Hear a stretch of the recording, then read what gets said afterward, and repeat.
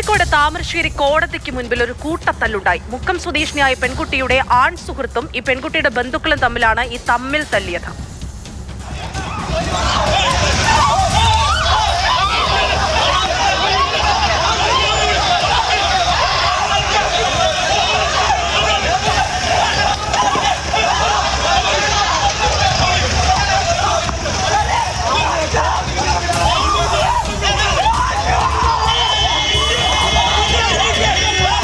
അഞ്ജന സുകുമാരൻ തുടരുന്നുണ്ട്. അഞ്ജന, മനസ്സിലാക്കുന്നത് ഈ ആൺ സുഹൃത്തിനെയും പെൺകുട്ടിയും കോടതിയിൽ ഹാജരാക്കുന്നു. ആ സമയത്ത് പുറത്തേക്ക് ഇറങ്ങിയപ്പോൾ നടന്ന തമ്മിലടിയാണെന്നാണ് ഈ ദൃശ്യങ്ങളിൽ നിന്നൊക്കെ മനസ്സിലാകുന്നത്. അവിടെ പോലീസ് ഒന്നും ഉണ്ടായിരുന്നില്ലേ? സ്വാഭാവിക പ്രതികരണങ്ങളൊക്കെ ഇങ്ങനെ തമ്മിൽ തല്ലിൽ അവസാനിച്ചാൽ എന്താകുമെന്നുള്ളതാണ്.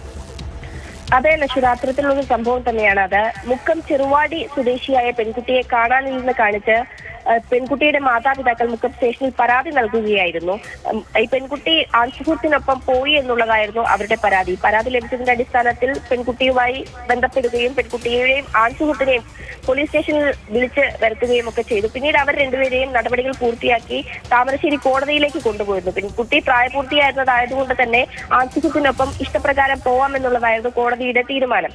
അതിനുശേഷം വിധിക്ക് ശേഷം പുറത്തിറങ്ങിയ പെൺകുട്ടി മാതാപിതാക്കളും പുറത്ത് കാത്തു നിൽക്കുന്നുണ്ടായിരുന്നു. ഈ പെൺകുട്ടിയെ അനുനയിപ്പിച്ച് മാതാപിതാക്കൾ കൊണ്ടുപോകാനൊരു ശ്രമം നടത്തി. ആ ശ്രമത്തെ തടയുകയായിരുന്നു ആൺസുഹൃത്തിന്റെ പേര് ആൺസുഹൃത്ത് കാരശ്ശേരി സ്വദേശിയാണ്. ഷാമിൽ എന്നാണ് പേര്. ഈ ആൺസുഹൃത്തിനൊപ്പം ഈ ഷാമിലിന്റെ മറ്റു ചില സുഹൃത്തുക്കളും ഈ സംഭവ സ്ഥലത്തുണ്ടായിരുന്നു.